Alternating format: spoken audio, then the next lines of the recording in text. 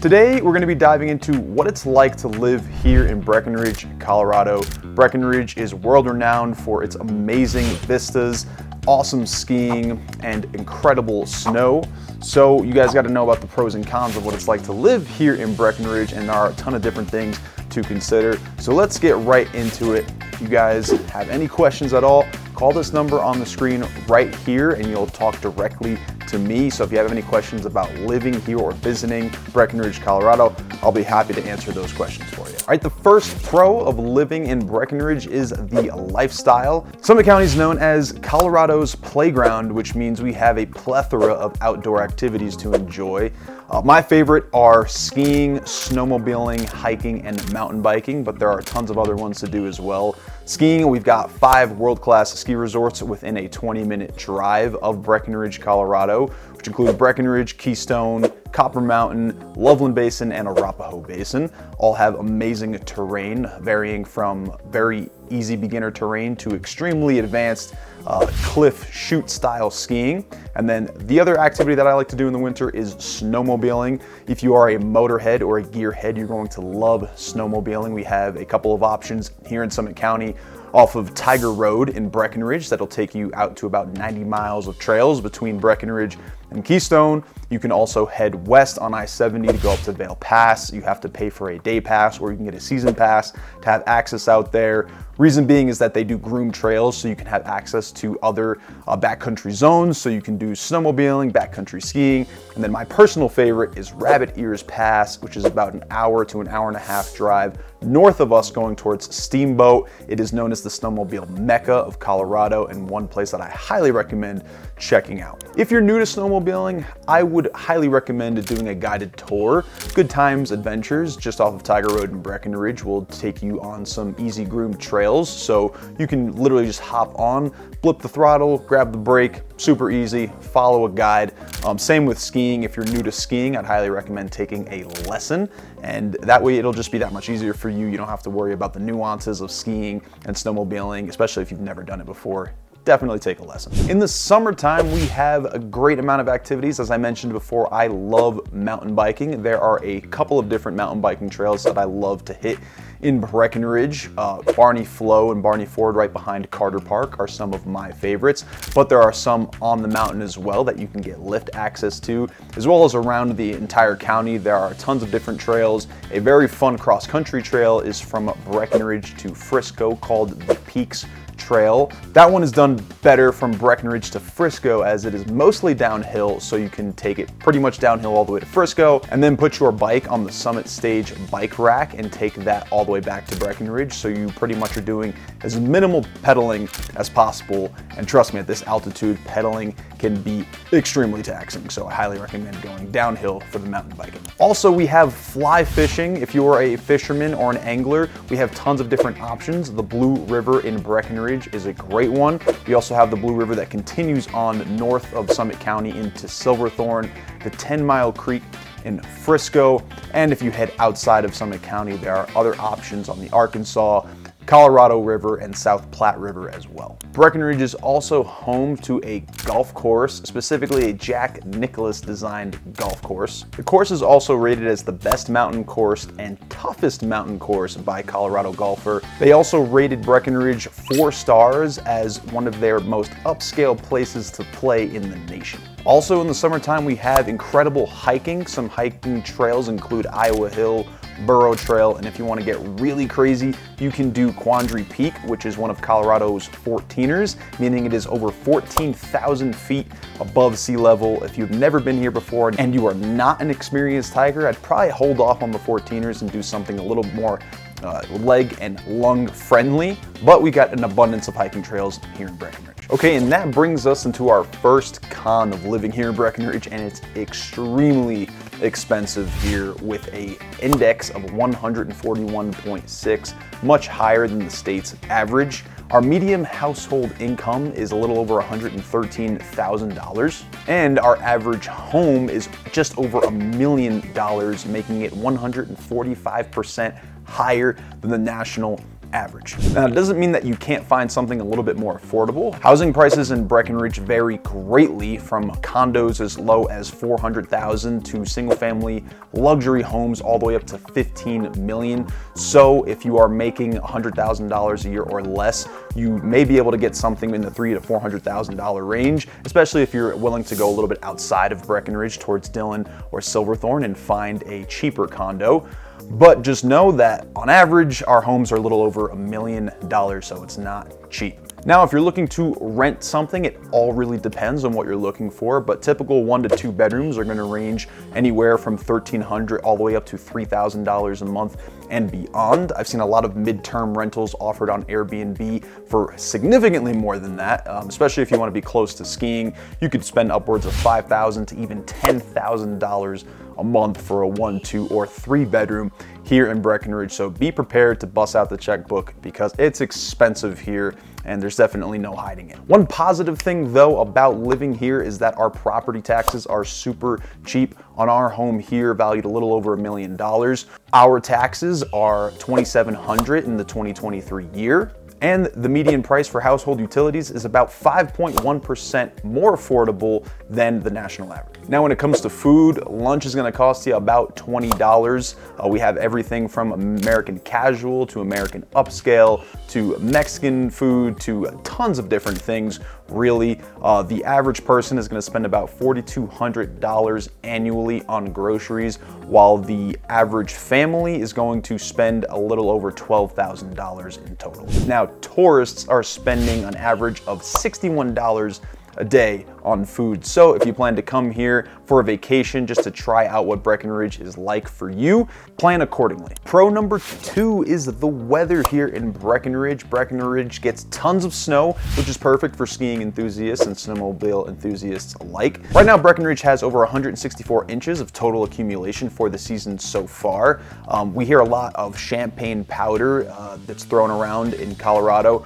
Technically, Steamboat has a trademark on the name champagne powder, but you can kind of imagine Breckenridge is very similar, as we're only an hour and a half south of Steamboat. We live in a dry, temperate climate, so that moisture is actually very dry and lends itself to this light, fluffy, playful snow. So when you're out skiing on a deep pow day or snowmobiling or snowshoeing, I mean, it's actually pretty hard to form a snowball with. It just poofs like champagne, really. So, but no, champagne powder is a Steamboat thing, technically, but we get it all over the state, and it is one of the coolest reasons why we live here in Breckenridge. So one little bonus tip about living here full-time or having a vacation home here where you can spend an extended amount of time is that on powder days, when all the tourists have to drive up from Denver or whatever, you can just come right from your house, usually about a 10 to 15 minute drive, depending on where you're coming from, or if you live right in Breckenridge, you can just walk to the chairlift and you can get there first before anybody else, and you can have that powder to yourself pretty much all day, and that's going to be a huge bonus. You don't have to deal with driving back and forth up and down I-70, having to deal with adverse weather and road conditions. You can just walk right up to the slope and get straight to the action. Now, with all that snow comes our second con, is that we have pretty long winters here, and sometimes they could last even up to 10 months. I remember a few years back, my fiance and I were actually skiing on July 11th, a week after 4th of July weekend. So you can just picture on some of these years, we can get snow from literally the end of August all the way until mid-July. So if you really think about that, that's almost a full year. But that year we specifically had consistent snow from about September through the middle of June. So if you are not a winter enthusiast, it's probably not the place for you, just gonna be honest with you. Unless you're just looking to spend a couple months out of the year here, and the months that I would highly recommend spending here are gonna be January through March. Actually, on average, March and April are the snowiest months in Colorado, although in the years that I've lived here, most of the snow I've seen is pretty much in March. So we usually start getting really good snow middle of January up until the end of March, and that's the best time to be here to go skiing and enjoy the winters. But again, it is very long, and some years can last up to 10 months. All right, before we get on to our next pro, I want to let you guys know that if you have any questions or if you want to learn about living here in Breckenridge, Colorado and potentially buying a home, call this number right on the screen. This is my personal cell. You'll talk with me directly, and I can help guide you through the process of buying something here in Breckenridge, which I highly recommend. Unless you don't like snow, then yeah, get out of town. But yeah, call this number. All right, pro number 3, living in Breck, the summers here are incredible. Albeit very short at about 2.5 months, they are the best 2.5 months that you can spend anywhere in the world, in my humble opinion.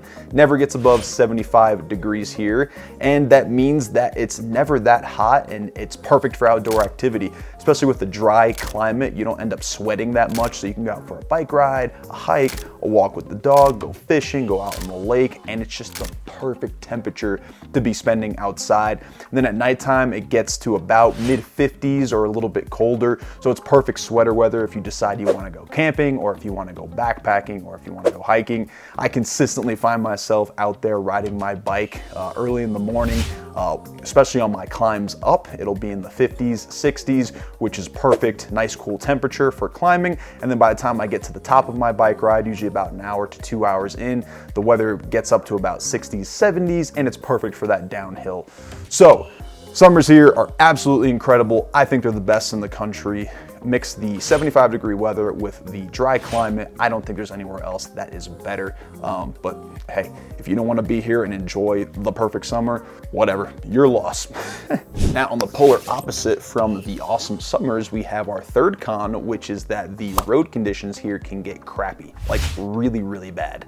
When it snows here, and on average, Breckenridge gets about 350 inches of snow annually, the road conditions can get really, really icy, which means if you're not used to driving in these kind of snowy, icy conditions with mountain, windy roads, that it can be pretty treacherous. And if it's, again, something you're not used to, it can be dangerous for everybody involved. So pretty consistently, we'll have I-70 shut down during storms, or there'll be long traffic caravans coming from Denver to Summit County and Breckenridge, meaning you could be stuck in traffic for up to 5-6 hours and even longer, especially if the highway shuts down. Now, you'll notice when you go to rent a car down in Denver to come up and visit Breckenridge and there's a snowstorm that's about to happen, first of all, I recommend getting a hotel down in Denver and not driving in those conditions. I know you want the powder, but is it worth your life? Probably not. If you decide to do it though, and you start getting in a hairy situation where you're skidding, do not slam on the brakes. It does not work. You'll just skid. Your best bet is to let go of the brake, let go of the gas, and try to steer your car out of it. And as you get used to more winter driving, you'll start to feel when tires break traction as you're braking. So something you can do is pump the brakes lightly to slow yourself down.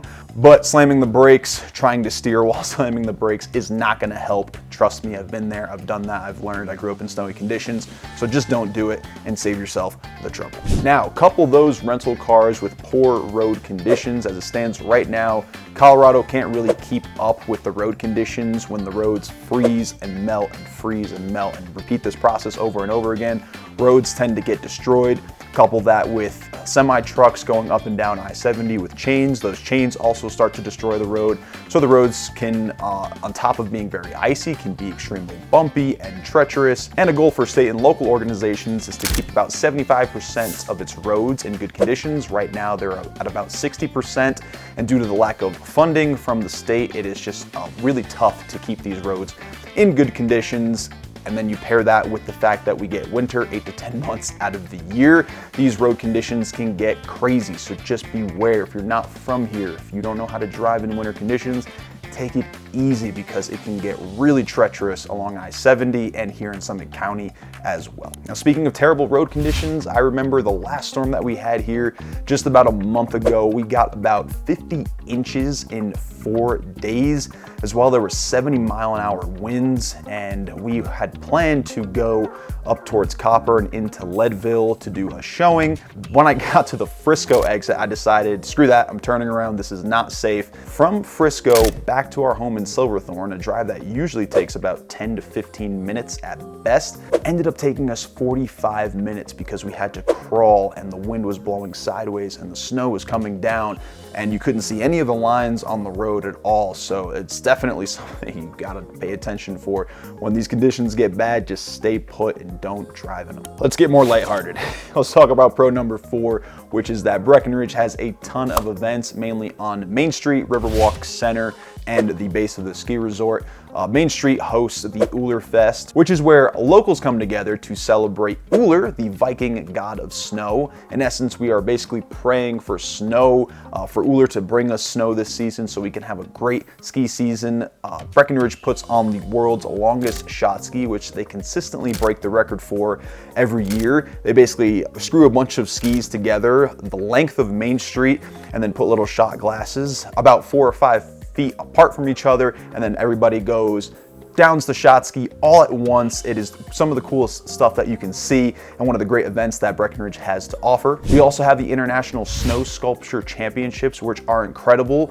Teams from all over the world come together to carve 25-ton blocks of snow. I've been a few times. You get these incredible carvings. You get to tour through. It is really something else to see. I highly recommend checking that out as well. And another great event is Oktoberfest, which is our German-inspired Oktoberfest. It is probably one of the most authentic that I've actually seen. I've been to the one down in Denver, and Denver's kind of crap, to be honest. Breckenridge kills it with their Oktoberfest. They've got traditional German folklore everywhere. They've got the polka music, they've got steins, they've got traditional German food. Definitely another great one to check out as well. Because of all of those events, we have our fourth con, which is tourism. Yeah, these events and the lifestyle brings tons of tourists, which, yes, they do feed our economy here, and that is the main driver of our economy here in Breckenridge. But it can become a nuisance if you live here full time or plan to stay an extended period of time in your vacation home. Breckenridge has about 45% of the county's short-term rentals, which means people all the time, every day, no matter what time of the year it is, you are going to see tourists. Last year's short-term rental occupancy for Christmas and New Year's was about 58%. This past year, it hit almost 62%. So 62% of the housing stock was occupied by short-term rentals and tourists. Now, what does that mean specifically on the day-to-day? That just means you're gonna have a lot of people that are from out of town and they're not gonna know how to drive on these roads. So I would be cautious walking around, especially if you have to cross the street. Tourists also on the ski resort who don't really understand how to ski all that well. So if you're a seasoned skier, stay away from the green trails and the blue trails, and anytime there is a slow sign on the trail, probably best to just follow it, because you're gonna end up cutting somebody off, or if you're skiing off on the sides of the trails and the trees, which I love to do, and then I'll pop out onto the run, you could end up running into a tourist who just doesn't understand ski etiquette, how to turn, how to look properly. So take it easy when you're out there on the ski resort. Another bad part of all that tourism, especially on the weekends, is that restaurants and bars tend to get incredibly packed. So if you're trying to take your family out, or if you're trying to take your partner out for a night on the evening, I would highly recommend getting reservations in advance, or just skipping out on it entirely, going to the grocery store, grabbing something, and just cooking at home, because the tourism will make your restaurant experience terrible. Honestly, you could be waiting on lines for hours just to get into your favorite restaurant, especially on the weekends. Now, here's one way we combat the tourism on the driving side of things, which brings us to pro number 5, in that we have a lot of free transportation, specifically the Summit Stage, which is our tax-subsidized free shuttle service that is free to use on the daily. Just hop onto the shuttle system at one of our many stops or the transfer station in Breckenridge, and you can go anywhere in Breckenridge or anywhere in Summit County, including all the way to Fairplay and over towards Copper and Leadville as well. So if you just kind of want to park your car, forget about it, and get driven all over town, just take the Summit Stage. We also have rideshare services like Uber and Lyft, although I wouldn't rely on them all the time, as we are in the mountains and they're not as consistently reliable as you'd find in the city. We do have those options as well.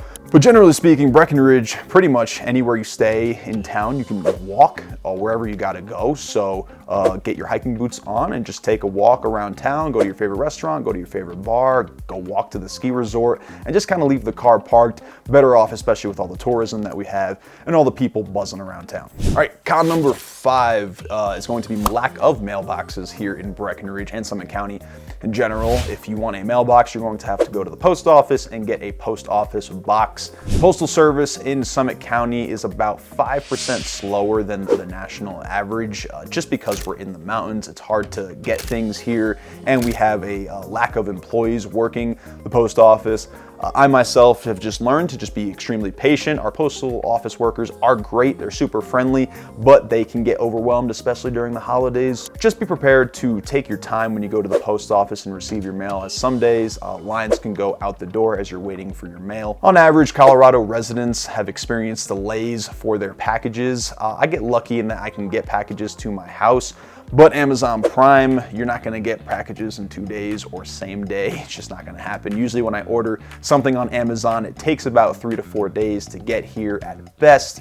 And if you're ordering to the post office, again, same thing, about 3 to 4 days. So don't expect things to be arriving overnight. All right, I know I just threw a ton of information at you, but as your real estate advisor out here, I want you to know what it is like to actually live here. You need to know the pros and you need to know the cons, all of the good and all of the bad. So if you guys think that after all of that stuff, you definitely still want to buy something here in Breckenridge, again, call this number on the screen. This is my personal cell, and you'll talk directly with me. You can call, you can text, however you like to do it, and I'll be happy to help you guys find your dream home here in Breckenridge. Thanks so much for watching today's video, and I'll see you guys in the next one.